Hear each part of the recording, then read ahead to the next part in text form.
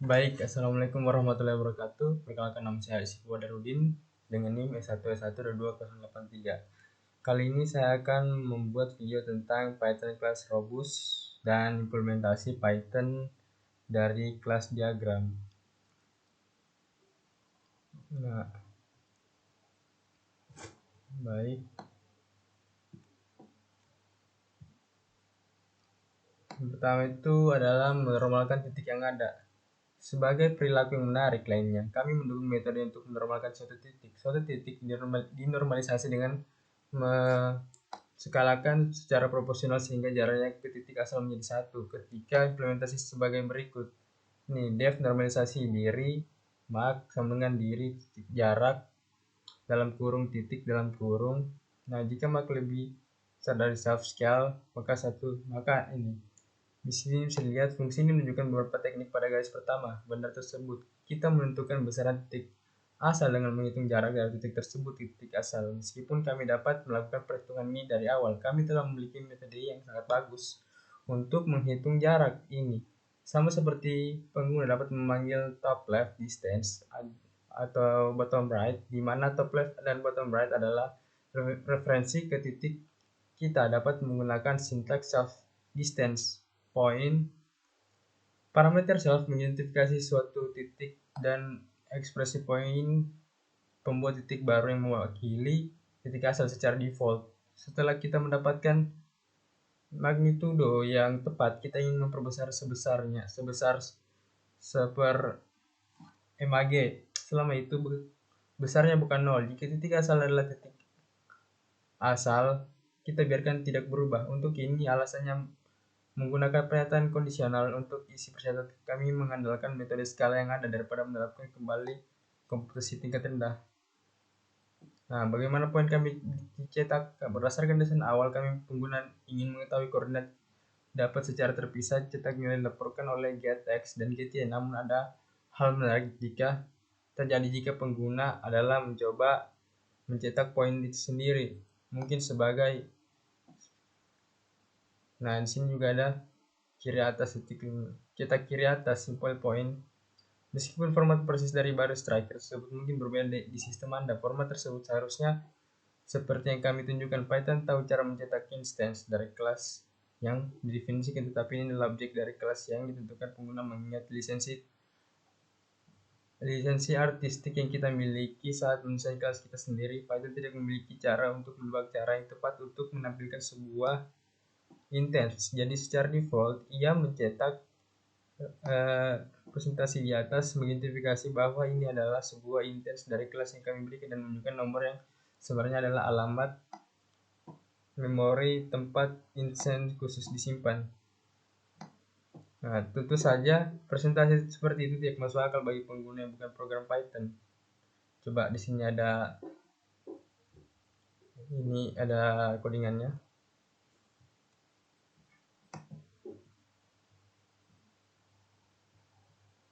Nah, ini ada normalisi point. Nah, seperti ini.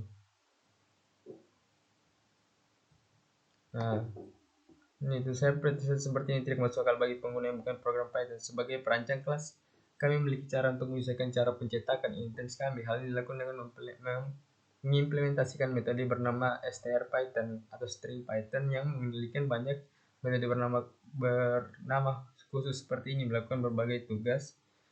Kita telah melihat bahwa ketika sebuah instance baru dari suatu kelas pertama kali dibangun, interpreter menjadi metode unit yang mungkin menganalisis sebuah keadaan suatu objek ketika. Nah, sini ada.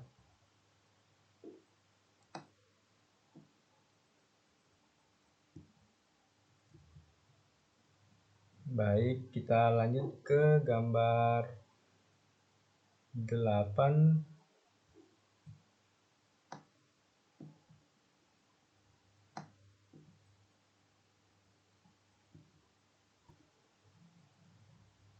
Nah, di sini ada gambar 8. Kita lanjut. Kita lihat dulu codingannya. Nah, kita run. Nah, ini 520. Nah, Penjelasannya yaitu objek yang sedang dicetak. Penerjemah mencari metode bernama STR. Metode ini bertanggung jawab untuk mengembalikan string yang sesuai untuk kelas poin kami. Kami memilih implementasi berikut. Def, str, diri, kembalikan, self, seperti ini. Kami melakukan koordinat sebagai stringing dengan bentuk umum X, Y, tanda kurung sudut digunakan untuk menghindari kebingungan dengan tanda kurung yang digunakan untuk tuple atau tanda kurung siku yang digunakan untuk daftar. Perhatikan bahwa metode ini sendiri tidak benar-benar mencetak string itu hanya mengembalikannya. Sistem lainnya bertanggung jawab untuk menampilkan metode ini, menyusun string yang sesuai berdasarkan format yang kita inginkan dan let atribut mendasarnya latihan dengan penerapan rutin. Pengguna akan melihat yang berikut. Nah, perhatikan bahwa ini hanya mendefinisikan bentuk yang menampilkan maksud kitab. Pengguna tidak dapat menggunakan secara legal bentuk ini sebagai literal ketika mencoba dan membuat satu titik. Kesalahan terjadi jika upaya tersebut dibuat. Nah, seperti ini contoh error sintaks tidak valid. Tidak ada cara bagi kita untuk memperlihatkan literal baru ke dalam sintaks bahasa tersebut. Keputusan disediakan dengan cara desainer Python. Kelebihan operator ini sama seperti init dan str yang memiliki tujuan tertentu. Ada banyak metode bernama khusus lainnya yang mendukung berbagai sintaksis standard di Python. Faktanya semua operator yang ditentukan untuk kelas bawaan dapat ditentukan dengan semantik khusus untuk kelas yang ditentukan pengguna. Sebagai contoh, misalkan kita ingin menjumlahkan 2 poin menghasilkan poin ketiga. Sebagai penjumlahan sintaks yang sangat mudah digunakan adalah sebagai berikut ini. Oke, lanjut ke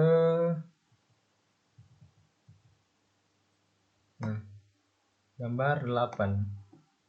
Kita lihat dulu codingannya. Gambar 9. Kita lihat.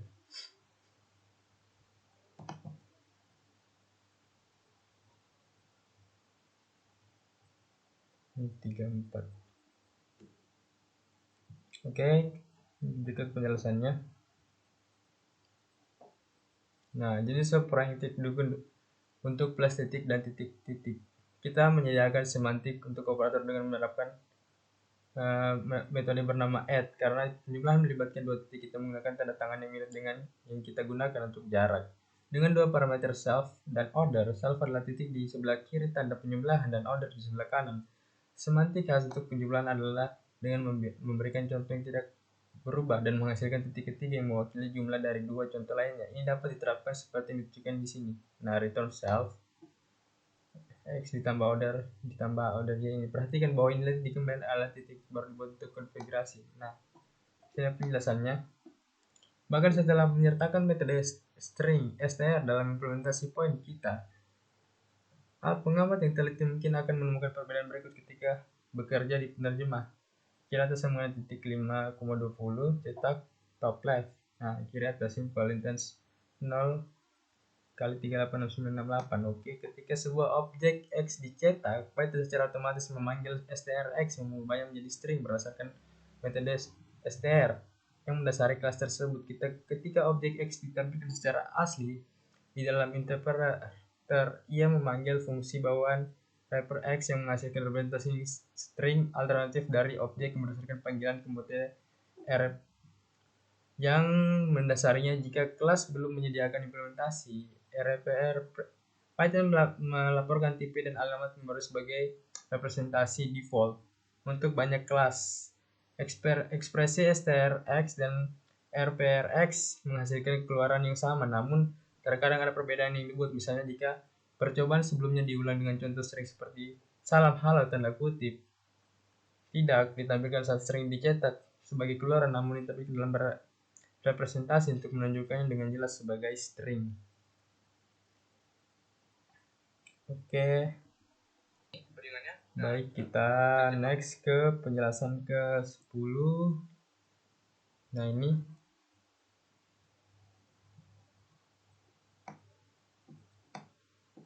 polimorfisme, kemampuan bahasa pemrograman untuk melakukan operasi secara berbeda bergantung pada konteks spesifik disebut polimorfisme. Misalnya, implementasi 2 tambah 3 dan kanan bawah. tambah offset sangat berbeda. Sebagai contoh berikutnya, kami mempertimbangkan dukungan untuk perkalian. Diberikan poin P, sintaks PQ diimplementasikan dengan metode khusus bernama mul, namun ada beberapa kemungkinan arti perkalian dalam konteks poin. Jika operan kedua Q adalah bilangan, kita dapat memperlakukan sintaks seperti P3 sebagai sintaks yang menghasilkan titik baru dengan koordinat 3 kali lebih besar dari aslinya ini. Mirip dengan metode skala kami, hanya saja kami mendefinisikan skala untuk mengubah titik yang ada, bukan menghasilkan titik baru. Namun ini bukan satu-satunya gagasan tentang perkalian. Gagasan lainnya umum digunakan adalah perkalian titik dari dua titik. Diberikan dua titik P sama dengan PX, PY, dan Q 4,9%. Hasil kali titik PQ adalah bilangan yang dihitung sebagai P4 tambah PYQ. Jadi mungkin sintaks PQ harus didefinisikan untuk mendukung komputasi perkiraan titik. Untungnya kami dapat mendukung kedua gagasan tersebut sekaligus. Kuncinya adalah melakukan pengecekan 3. Lihat bagian 3, lihat 553 pada operan kedua yang menentukan perilaku mana yang digunakan. Jika operan tersebut berupa angka, maka kita berasumsi bahwa penggunaan ini kita menghasilkan titik baru yang menanyakan versi skala dari satu titik asli. Alternatifnya, jika operannya adalah sebuah titik, maka kita dapat berasumsi bahwa pengguna ingin kita menghitung perkalian titik dari dua titik tersebut. Jika operan bukan salah satu dari tipe tersebut, kita mungkin harus memunculkan pengecualian, tapi kita akan mengabaikan masalah itu demi kesederhanaan. Implementasi kami di atas metode ini muncul sebagai seperti ini, Dev. Nah, dengan cara ini, fungsi implementasi kita mengambil perilaku berbeda bergantung pada jenis parameter yang diterimanya. Ini ada contoh codingannya. Nah, inilah.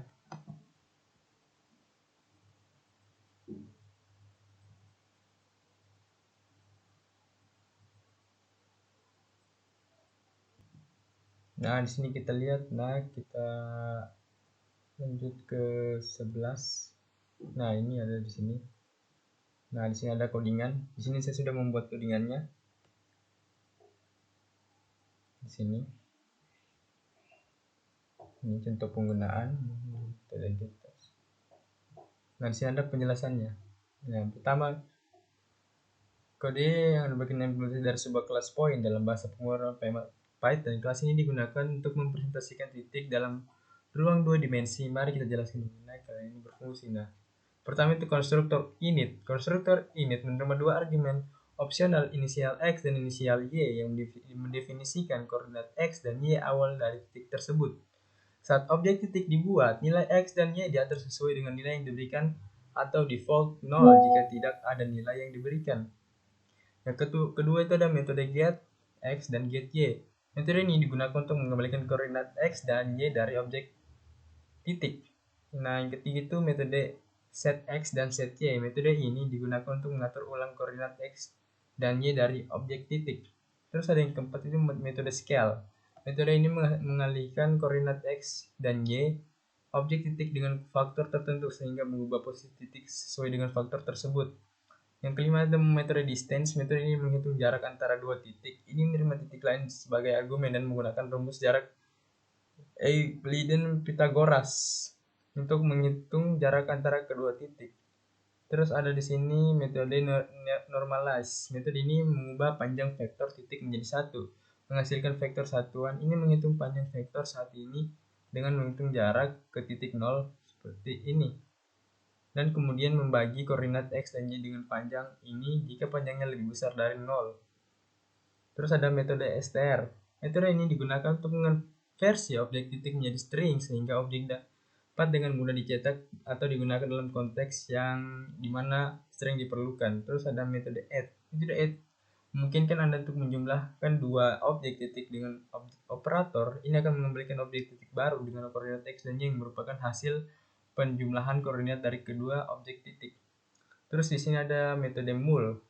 Metode ini memungkinkan perkalian objek titik dengan operator kali. Ini memiliki dua kemungkinan. Jika operan adalah bilangan in atau float, maka akan mengembalikan objek titik baru dengan koordinat x dan y yang telah dikalikan dengan operan tersebut. Jika operan adalah objek titik lain, maka akan mengembalikan hasil perkalian titik dot produk antara dua vektor yaitu x1 kali x2 tambah y1 kali y2. Nah, setelah definisi kelas point, contoh penggunaannya diberikan dua objek titik point 1 dan point 2 dibuat dengan koordinat awal 3, 4, dan 1 masing-masing. Berbagai metode dan operator digunakan untuk manipulasi objek titik, menghitung jarak, mengalihkan, dan lainnya. Dan hasil dicetak ke layar. Ini adalah contoh sederhana dari penggunaan kelas dalam pemrograman berorientasi objek yang memungkinkan untuk menggabungkan perilaku yang terkait dalam struktur meta objek. Nah, di sini ada semuanya untuk contoh penggunaannya. Ya, bisa dilihat di sini contoh-contoh dari codingannya. Oke, baik, lanjut ke video kedua. Nah, disuruh membuat diagram. Baik, kita lanjut ke video kedua. Kita akan membuat diagram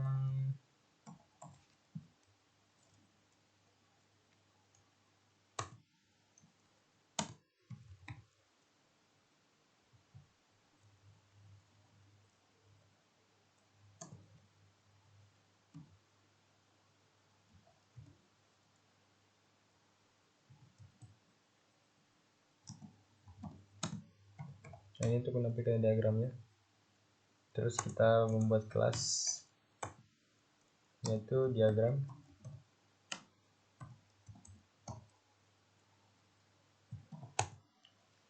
Terus kita buat f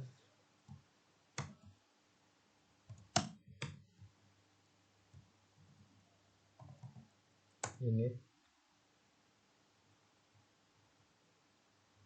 self dengan title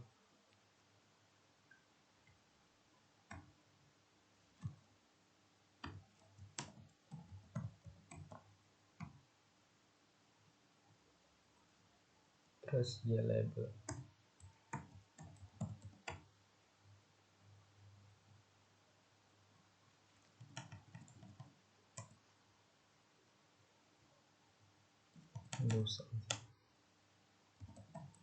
Self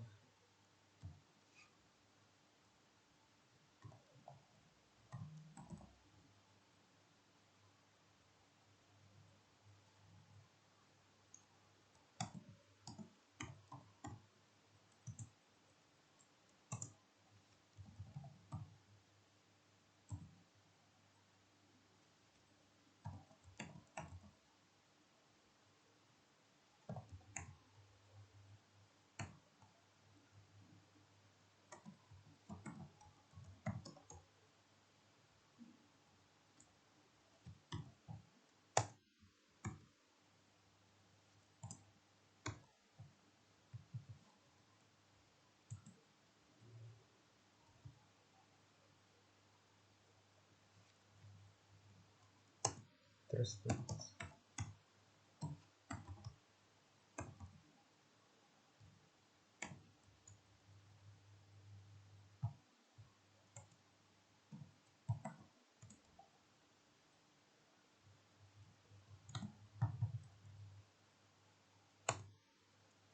nah, kita buat def lagi, def add data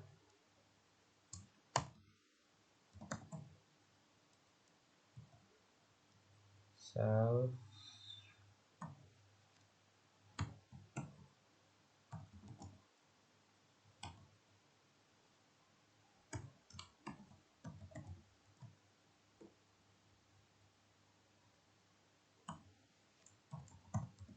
label.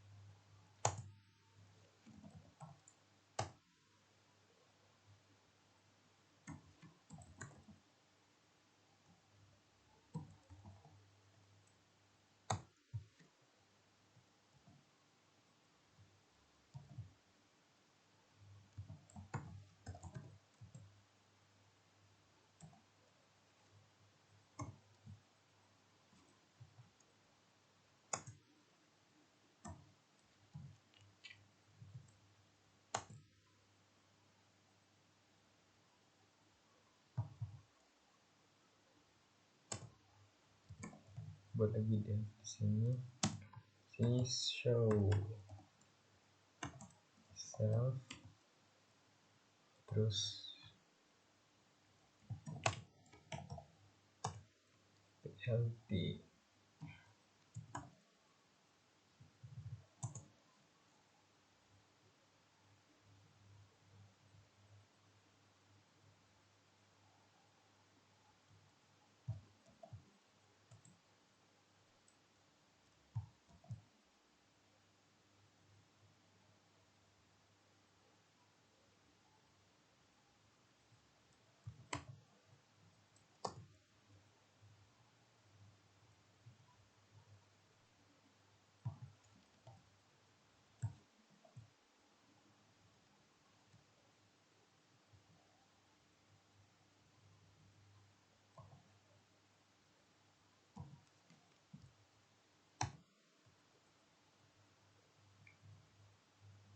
Plus 8,6.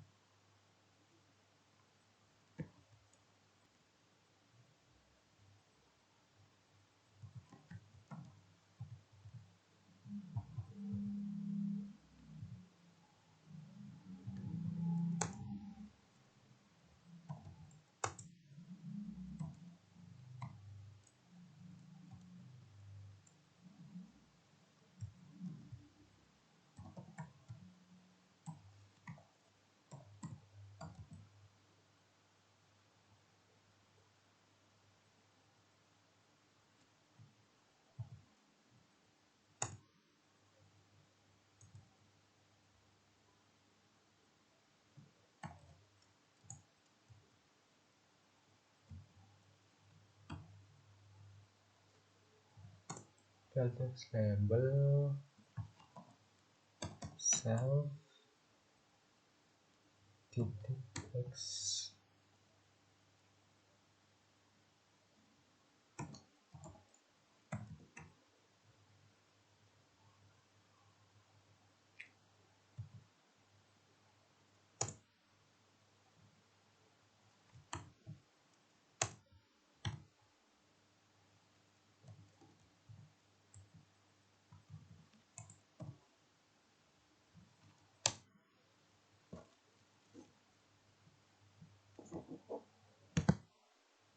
Terus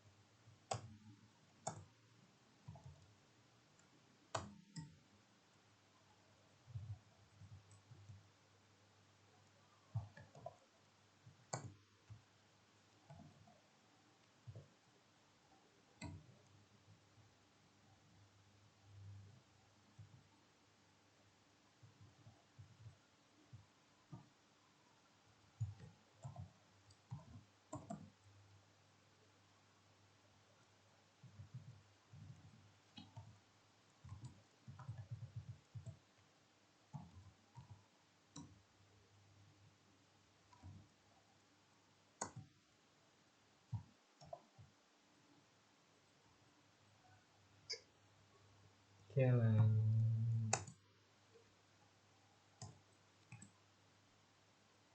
jika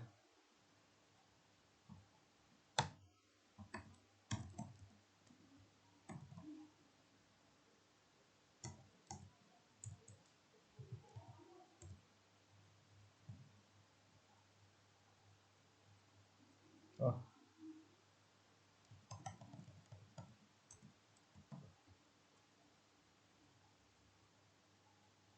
ini sama dengan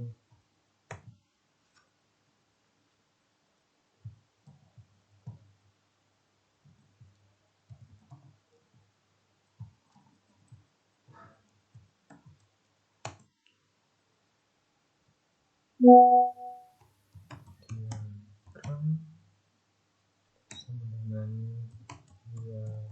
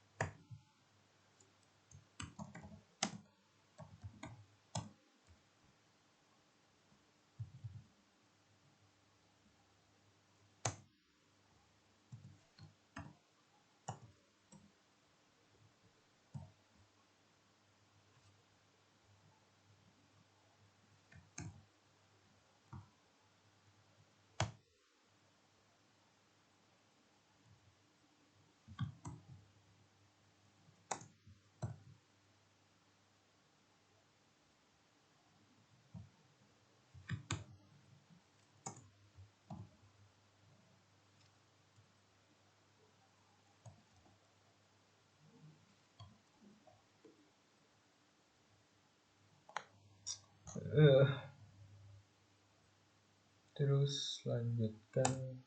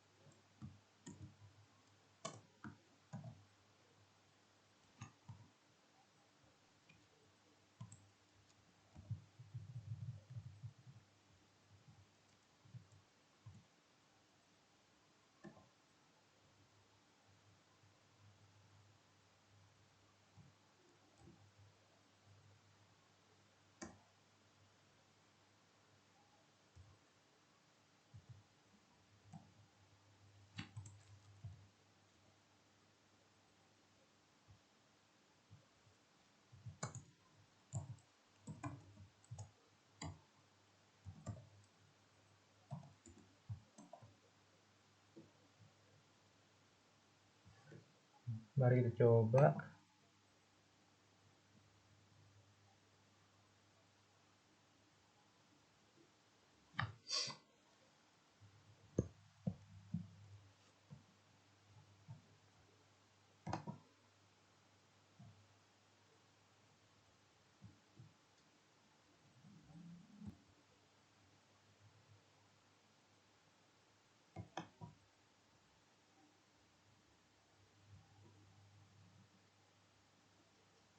Nah, sudah berhasil.